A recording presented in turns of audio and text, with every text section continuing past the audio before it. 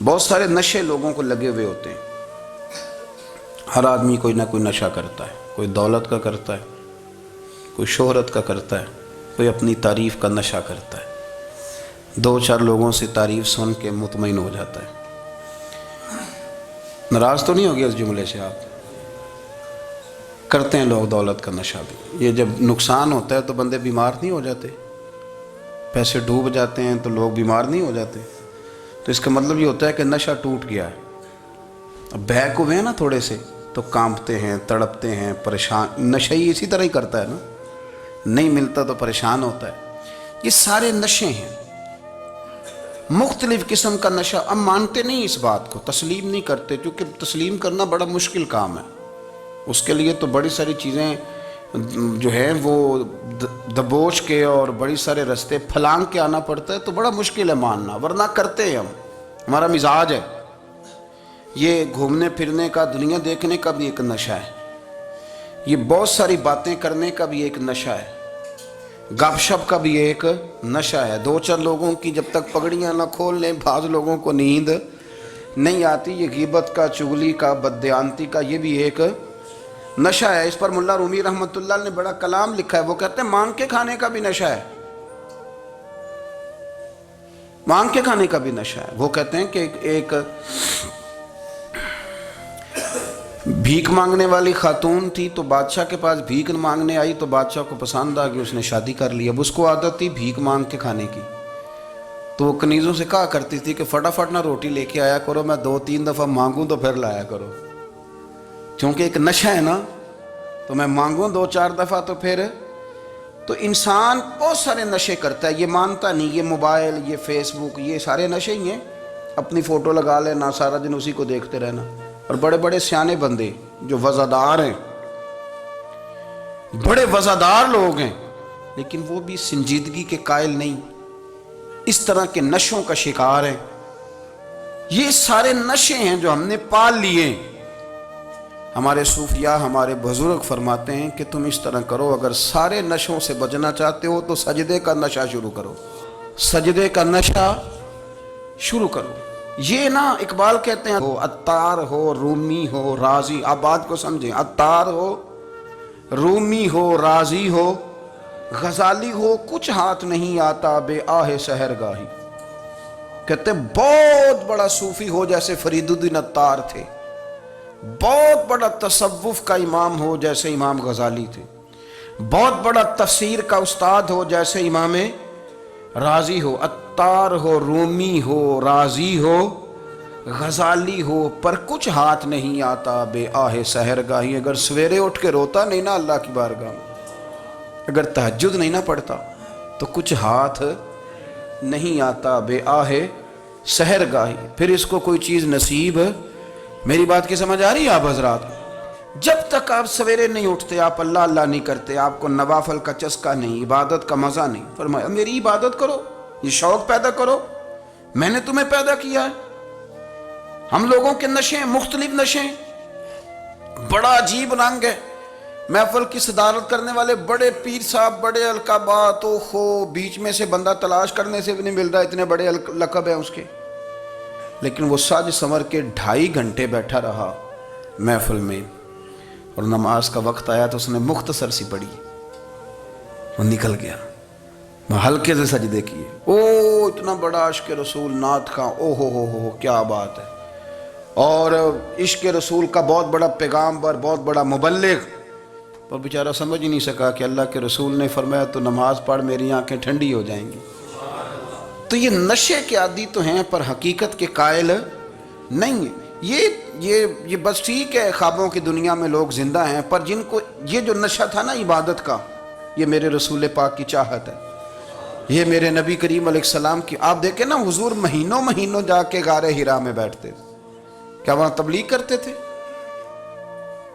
کوئی کتاب لکھتے تھے؟ رسول کریم علیہ السلام مہینہ رہتے غار حرا میں.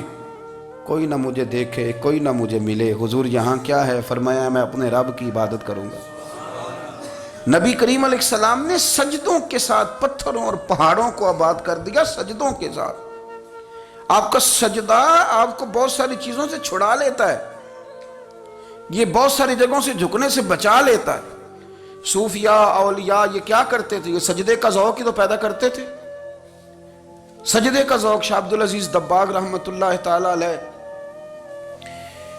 اپنے مریدوں سے فرمایا کرتے تھے کہ اگر تم پکے نمازی بن جاؤ نا، تہجد گزار ہو جاؤ، تو میرے پاس آنا جانا چھوڑ دینا۔ عرض کی حضور کیوں؟ فرمایا میں تمہارے اور رب رسول کے راستے میں رکاوٹ نہیں بننا چاہتا، اور میرا مقصود ہے تمہیں وہاں تک پہنچانا۔ جب پہنچ گئے تو پھر میری ضرورت ختم ہو گئی۔ ہاں کبھی وسوسہ آئے، شک پیدا ہو، تکلیف ہو تو آنا، ورنہ میں نہیں چاہتا کہ میں رکاوٹ بنا رہوں۔ تم اللہ اللہ کرو، اس مالک کو راضی کرو۔ میرے رسول پاک علیہ وسلم نے فرمایا بندہ اللہ کے سب سے قریب اس وقت ہوتا ہے جب وہ سجدے کی حالت میں ہوتا ہے۔ کس کے قریب ہوتا ہے؟ اللہ کے سب سے قریب ہوتا ہے۔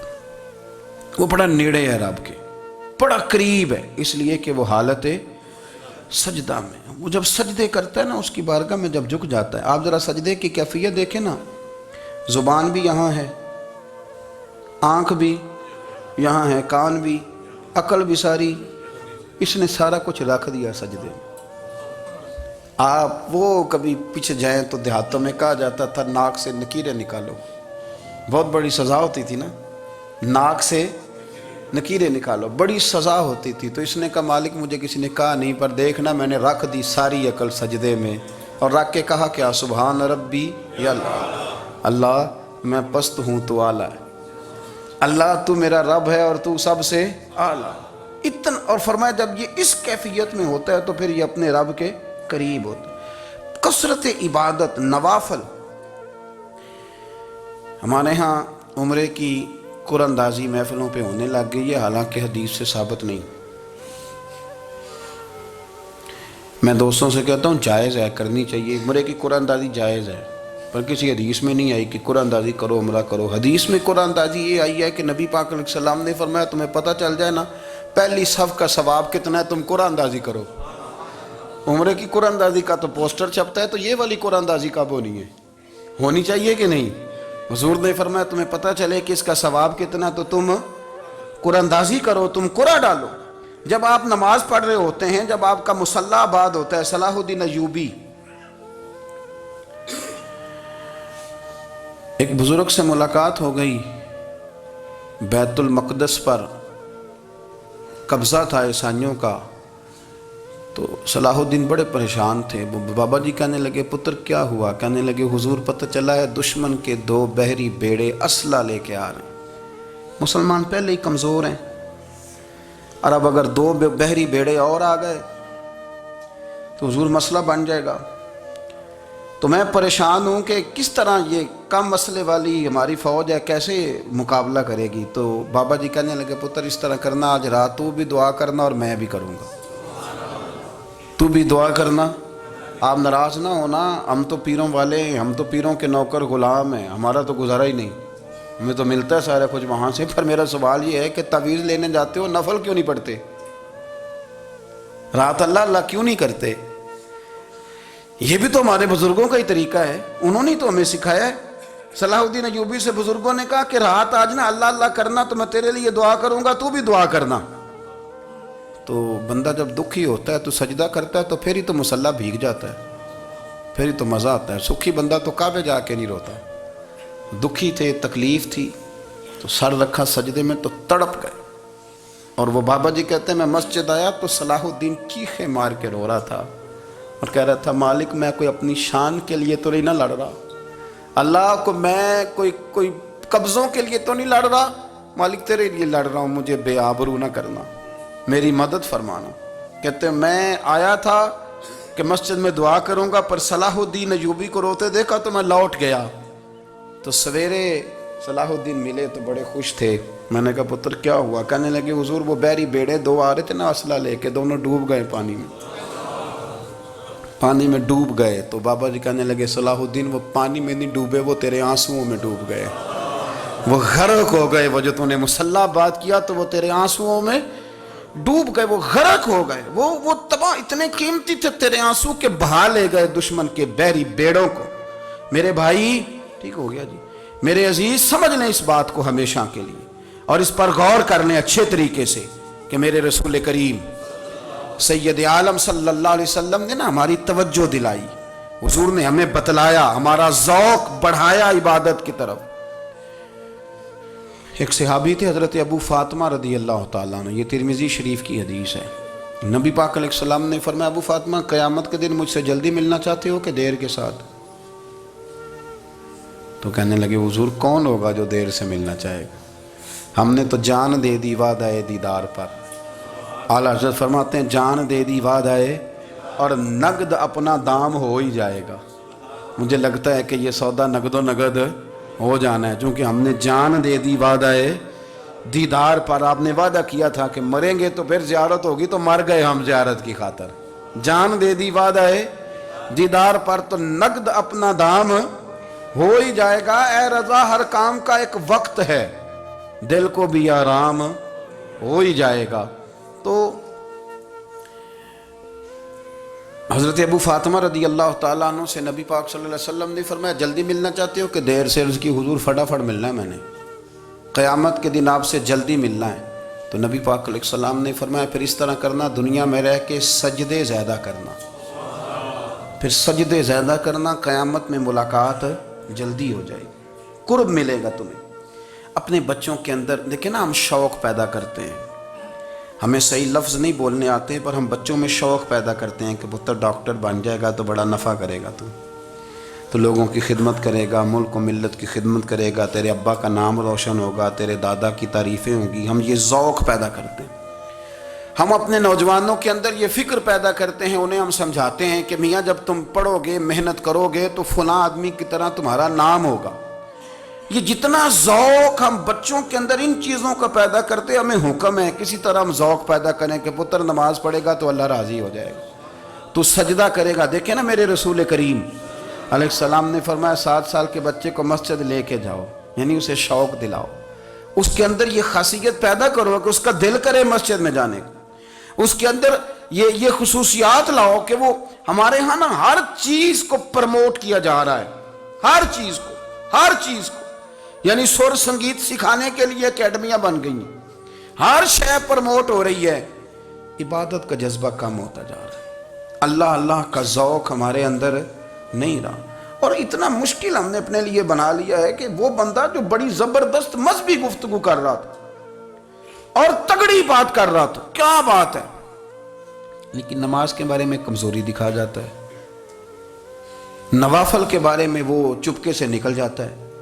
امام احمد بن حنبل رحمۃ اللہ تعالی علیہ،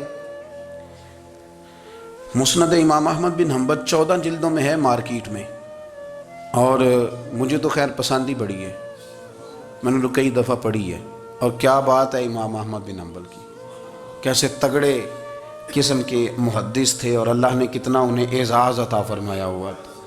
یہ کوڑے بھی کھاتے تھے دین کی خاطر، سارا کرتا لہو سے بھر بھی جایا کرتا تھا، بڑا اعزاز والا شخص تھے، بڑے اعزاز والے، حدیثیں جمع کرنا، حدیثیں لکھنا، حدیث پڑھانا، سارا دن رہتے تھے، کہہ سکتے تھے کہ میں کر تو رہا ہوں کام، اور حدیث بھی موجود ہے کہ عالم عابد سے افضل ہوتا ہے، پر اس کے باوجود امام احمد بن حنبل رحمۃ اللہ علیہ 300 نفل فرض نمازوں کے علاوہ پڑھا کرتے تھے، 300 نوافل روز پڑھا کرتے تھے۔ ان کے بیٹے نے کہا ابا جی مکان خریدنا ہے تو وہ جگہ کہاں کر کے لوں، بہت ساری آبادیاں، تو فرمایا پتر وہاں لینا جہاں مسجد قریب ہو۔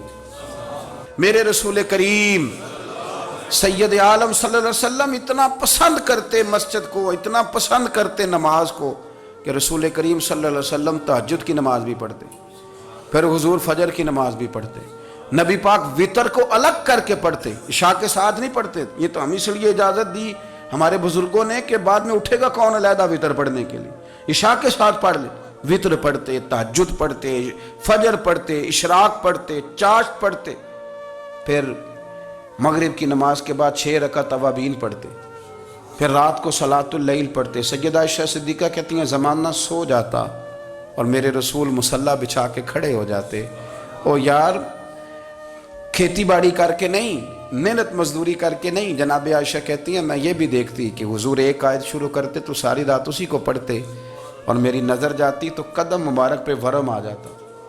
یار نماز پڑھ پڑھ کے اتنی مشقت کر کے اتنی جد و جہد کر کے ورم آ گیا. یا رسول اللہ اتنی محنت کیوں کرتے ہو؟ فرمایا افلا اکون عبدا شکورا، کیا میں اپنے رب کا شکر گزار بندہ نہ بنوں؟ صحابہ کا ذوق عبادتوں کا، ریاضتوں کا، تلاوتوں کا، طبیعت ہے ان کی. وہ ایک دوسرے کو، حضرت مولا علی شیر خدا کرم اللہ تعالی وجہ الکریم کے زمانے میں روم کے بادشاہ نے کہا یار یہ مسلمانوں کا پتہ تو کرو، یہ آخر کیوں اتنے زیادہ مجاہد ہیں. اس زمانے میں جاسوس بھیجنے کا مزاج تھا. اب تو جاسوس پکڑا جاتا ہے، اب تو جاسوس ہو، اور جاسوسی کا شوق ویسے آج بھی ہے. عرض کروں تھوڑی سی بات اس عنوان سے. پتہ ہے کیا ہمارا مسئلہ ہے؟ ہم جہاں جاتے ہیں نا وہاں تھوڑی خوشبو سونگھنے کی کوشش کرتے ہیں. وہ کیا ہے تو یہ کیا ہے تو ادھر کیا ہے تو تھوڑا سا ادھر کیا ہے. میرے رسول پاک پڑھیے درود شریف، سارے پڑھیے ذرا زور سے، صلی اللہ تعالی. نبی پاک علیہ السلام نے فرمایا جاسوسی نہ کرنا ورنہ تم بندوں کو خراب کر دو گے. اور فرمایا اس طرح نہ ہو کہ تم کسی کے اب کھول نہ نکلو تو تمہارے پہلے کھول جائیں. یہ جو ذوق ہے نا یہ ختم کریں، چھوڑیں. مطلب آپ کس چکر میں پڑے ہوئے ہیں؟ اتنی زیادہ توجہ کرنے کی کیا ضرورت ہے؟ نے کام سے کام رکھیں. اس میں بندہ تھوڑا سا نا آسان رہتا ہے. یہ جو بہت زیادہ ٹٹولنے والے لوگ ہوتے ہیں نا وہ بیچارے پھر عمر ٹٹولتے ہی گزار دیتے ہیں، اس لیے کہ مزاج ہی بہت پکا ہے. بوری کا منہ کھول کے اندر تک ہاتھ ڈالنا تو پھر کئی دفعہ سامنے سے بچھو بھی لڑ جاتا ہے، خرابی ہوتی ہے. تو جاسوسی کی جاتی تھی. اس نے بھی جاسوس بھیجے کیونکہ قبیلوں کے لوگ تھے، کچھ مسلم کچھ کافر، پہچانے نہیں جاتے تھے لوگ. تو کچھ لوگ اس نے بھیجے، انہوں نے آ کے نا تحقیق کی، ریسرچ کری کہ آخر ماجرا کیا ہے. تو واپس جا کے انہوں نے رپورٹ دی نا روم کے بادشاہ کو. اس رپورٹ کا ایک جملہ بڑا شاندار ہے. وہ کہنے لگا بادشاہ ہمیں مسلمانوں کی کوئی سمجھ نہیں آئی، ہمیں کوئی سمجھ نہیں آئی. انہوں نے کہا بھئی کیوں نہیں سمجھ آئی؟ کہنے لگے یار عجیب بندے ہیں، جب رات مصلے پہ بیٹھتے ہیں تو یوں لگتا ہے ان کا دنیا سے رشتہ ہی کوئی نہیں، کوئی کسی کو نہیں جانتا. کوئی اپنے دکھ سنا کے رو رہا ہے، کوئی اپنی بات کر کے رو رہا ہے. لگتا ہے کہ ان کا کوئی رشتہ ہے ہی نہیں جب مصلے پہ بیٹھتے ہیں. اور فرمایا جب سویرے یہ جہاد کرنے نکلتے ہیں تو لگتا ہے ان سے زیادہ دلیر ہی کوئی نہیں. حالانکہ جو مصلوں پہ رونے دھونے کے لوگ ہوتے ہیں وہ کئی دفعہ جہاد میں کام نہیں کرتے، لیکن عجیب لوگ ہیں کہ رات کے راہب ہیں دن کے مجاہد ہیں، کوئی سمجھ نہیں آتی. میرے عزیز ان لوگوں نے مصلی آباد کر کے رکھا، تلاوتیں ان کا ذوق رہی، منظر روز پڑھنا، اسباق پڑھنا، وظائف پڑھنا یہ ان کا ذوق رہا. اعلیٰ حضرت بریلوی رحمت اللہ نے 1000 کتاب لکھی ہے، لیکن الوظیفۃ الکریمہ کے نام سے جو وہ صبح و شام وظائف پڑھتے تھے وہ الگ انہوں نے ان کو بیان کیا. پابندی کے ساتھ اپنی اللہ اللہ کرتے. شیخ شہاب الدین سہروردی رحمت اللہ علیہ اس پر ایک بندے نے اعتراض کیا. اس نے کہا جی آپ کس قسم کے صوفی ہیں، مرید بیٹھے ہیں اور آپ وہاں نفل پڑھ رہے ہیں؟ یہ بھی بڑا مسئلہ ہوتا ہے نا. جو بندہ ملنے آتا ہے وہ اپنے ٹائم کے حساب سے آتا ہے، اور پھر اس کا یہ بھی خیال ہوتا ہے کہ پیر صاحب جو ہیں وہ چونکہ درویش ہیں تو نہ انہیں روٹی کھانی چاہیے نہ سونا چاہیے، چونکہ وہ درویش ہیں، اور ہم چونکہ درویشوں کے ماننے والے ہیں لہذا ہمارا یہ طریقہ ہونا چاہیے کہ جیسے ہم کہیں درویش ویسے ہی کر جائے. حالانکہ جس کو آپ درویش کہیں گے آپ اس کی مانیں گے، آپ منوائیں گے نہیں. تمہارا مزاج ہوتا ہے. شیخ شہاب الدین پر لوگوں نے اعتراض کی، حضور لوگ ملنے آئے ہیں، زیارت کرنے آئے ہیں، یہ بندے دعا کرانے آئے ہیں، اللہ اللہ کرانے آئے اور آپ نفل پڑھ رہے ہیں. کیا جملہ ہے، کیا حسن ہے، کیا خوبصورتی ہے. فرمانے لگے رب رسول سے مانگنے کے لیے مصلی بچھایا ہے، اگر وہاں سے مانگوں گا نہیں تو تمہیں دوں گا کیا؟ پہلے مجھے کچھ لے تو لینے دو، اگر میرے پلے کچھ ہے ہوگی تو آگے دوں گا نا. تو میں مانگنے گیا تھا کہ یا اللہ دے، تیرے بندے لینے آئے دے، تو میں کچھ لوں گا تو آگے دوں گا نا. لیکن ہمارا یہ سٹیٹس، یہ مزاج، یہ شعور نہیں ہے. گپیں، کہانیاں، داستانیں، گفتگو، خطابت، واز، کیا بات. لیکن اگر کچھ کرنے کا کام ہو تو وہ نہیں ہم سے ہوتا. میرے نبی کریم علیہ السلام نے مصلی سے دل لگانے کا درس دیا. حضور نے توجہ دلائی. صحابہ اس ذوق کے حامل لوگ تھے، وہ کوشش کرتے تھے. جناب صدیق اکبر رضی اللہ تعالیٰ عنہ کا عبادت کا مزاج ہمیشہ قائم رہا. حضرت عمر فاروق ساری رات اللہ کے حضور کھڑے رہے. حضرت عثمان غنی رضی اللہ تعالیٰ عنہ عشاء کی نماز پڑھ کے 2 رکعتوں کی نیت باندھتے تھے، 15 سپارے پہلی رکعت میں پڑھ دیتے تھے. اور 15 سپارے قرآن مجید کے دوسری رکعت میں پڑھ دیتے تھے۔ آپ نے نا حضرت عمر فاروق کے وصال کے بعد ان کی ایک بیوہ سے نکاح کیا، حضرت عثمان غنی نے نکاح کیا۔ وہ خاتون آپ کے نکاح میں آئیں تو عرض کرنے لگی امیر المومنین میرے لیے یہ اعزاز تو بہت ہے کہ میں امیر المومنین کی بیوہ تھی تو امیر المومنین کی منکوحہ ہو گئی ہوں، لیکن حضور نہ تو میں جوان ہوں کہ میرے اندر رغبت ہوتی اور نہ میں اب اس قابل ہوں کہ کوئی خدمت کر سکوں، میرے ساتھ نکاح کی وجہ کیا بنی؟ تو عثمان غنی رو پڑے، فرمانے لگے میں نے عمر فاروق کو مسجد میں اپنے رب سے ڈرتے ہوئے دیکھا ہے، میں نے اسے روتے ہوئے دیکھا ہے، عدل کرتے دیکھا ہے، انصاف کرتے دیکھا ہے، امت کی خیر خواہی کرتے دیکھا۔ تمہارے ساتھ نکاح اس لیے کیا ہے کہ تم مجھے یہ بتاؤ کہ عمر فاروق گھر کے اندر اپنے رب کو کیسے راضی کرتے تھے، گھر کے اندر کیسے راضی کرتے تھے، وہ طریقے بتلاؤ، تم بتاتی جانا اور میں بھی اسی طرح گھر میں عبادت کروں۔ میرے رسول کریم علیہ السلام نے ارشاد فرمایا، حضور فرمانے لگے جس گھر میں اللہ کا ذکر ہوتا ہے وہ گھر زندوں کا ہے، اور جس گھر میں رب کریم کا ذکر نہیں ہوتا وہ گھر زندوں کا نہیں ہے۔ گھر نا ہم نا کتابوں میں پڑھتے ہیں کہ ایک بزرگ کہتے ہیں، حضرت فضیل بن عیاض کہتے ہیں کہ میں ایک گلی سے گزر رہا تھا تو گھر کے اندر کسی قاری صاحب نے قرآن کی آیت پڑھ دی، ولی من خاف مقام ربہ جنتان، میں تے میرے کانوں سے ٹکرائی تو اللہ نے میری کایا ہی پلٹ دی، میں توبہ کر گیا۔ اب گھر کے اندر سے آواز آئے تو صحیح نہ تلاوت کی، پر اندر سے آواز آتی نہیں، یا ڈیک بجنے کی آواز آتی ہے، یا ٹی وی چلنے کی آواز آتی ہے، یا دھوم مچانے کی آواز آتی ہے۔ عبادت کا وہ جو خاص شوق تھا، وہ جو حسن تھا، وہ جو توانائی تھی، وہ جو بات تھی۔ ایک جگہ پہ ہم بیٹھے تھے تو وہاں ایک صاحب آئے اور انہوں نے آتے ہی کہا کہ مہربانی کریں ذرا مجھے مصلی دے دیں، میرے نہ کچھ نفل رہ گئے۔ تو میں نے وضو کر لیا تو کوئی مصلی مل جائے، مصلی انہیں دے دیا گیا، وہ مصلی لے کے چلے گئے تو پیچھے ایک صاحب نے تبصرہ کیا، کہنے نے کتنا ریاکار بندہ ہے، لوگوں کو دکھا رہا ہے کہ میں نفل پڑھتا ہوں، ہے کوئی بات کرنے والی؟ میں نے اسے کہا تو مہربانی کرنا اس طرح کی ریاکاری تو بھی کر، پکڑ مصلی اور جا تو بھی تھوڑی ریاکاری کر کے آ، اٹھ ذرا شکر کر، کوئی یہ ریاکار بھی ملا ہے، کوئی نفل پڑھ کے ریاکاری کر رہا ہے۔ اللہ کا میں کہتا ہوں کو پڑھے تو صحیح نہ، یا یہ کوئی دور ہے نفل پڑھنے کا؟ اس میں تو لوگوں کا مزاج ہی نہیں، طبیعت ہی نہیں۔ میں نے کہا چل مہربانی کر یہ لے مصلی اور تو بھی جا تھوڑی سی، یا کر یا ریاکاری کرو تو صحیح نا، مزاج ہی نہیں، ذوق۔ جمعے کی نماز پڑھ کے یوں دنیا بھاگتی ہے، او ہو پتہ نہیں کون سی پیچھے آگ تھی جو بجھائی جائے گی، اور آج تک لوگ مسئلہ پوچھ رہے ہیں کہ جمعے کی بعد والی سنتیں کتنی ہوتی ہیں۔ میں نے کہا کتنے سال ہو گئے جمعہ پڑھتے، کتنے سال ہو گئے، ابھی تک سنتوں کا نہیں پتہ، ابھی تک نے علم کے پہلے کتنی رکھتے ہیں اور بعد میں کتنی رکھتے ہیں۔ فجر کی سنتیں کب پڑھنی چاہیے، سنو فجر کی سنتوں کے بارے میں۔ میرے رسول کریم سید عالم صلی اللہ تعالیٰ علیہ وسلم سے ایک صحابی نے پوچھا تھا، حضور میری فجر کی سنتیں رہ گئیں یا رہ جاتی ہیں تو حکم کیا ہے؟ کیا انداز ہے حضور کا، بخاری مسلم کے لفظ سنو۔ حضور سید عالم صلی اللہ علیہ وسلم فرمانے لگے، اس نے کیا پوچھا تھا، حضور جواب کیا دیتے ہیں؟ فرمایا فجر کی سنتیں کبھی نہ چھوڑنا، فجر کی پہلی 2 سنتیں کبھی نہ چھوڑنا۔ یا رسول اللہ صلی اللہ تعالیٰ علیہ وسلم میری رہ گئی ہیں، رہ جاتی ہیں۔ فرمایا فجر کی 2 سنتیں نہ چھوڑنا، فرمایا فجر کی پہلی 2 سنتیں مجھے دنیا اور دنیا کے اندر جو کچھ ہے وہ سب سے زیادہ پیاری ہے۔ فجر کی 2 سنتیں دنیا اور دنیا میں جو کچھ ہے مجھے وہ سب سے زیادہ پیاری ہیں، اس لیے فجر کی سنتیں نہ چھوڑنا۔ اپنا ذوق، اپنی طبیعت، ہم نے نا ذوق غلط بنا لیا ہے۔ اگر 20 بندے کہہ بھی دیں گے تو نے بڑی شاندار تلاوت کیا تو کیا اس سے بنے گا؟ 100 بندہ کہہ بھی دے تیری کیا بات ہے، کیا بات ہے نعت خاں کی، کیا بات ہے علامہ صاحب کی، پیر صاحب کی، پیر مہر علی شاہ صاحب،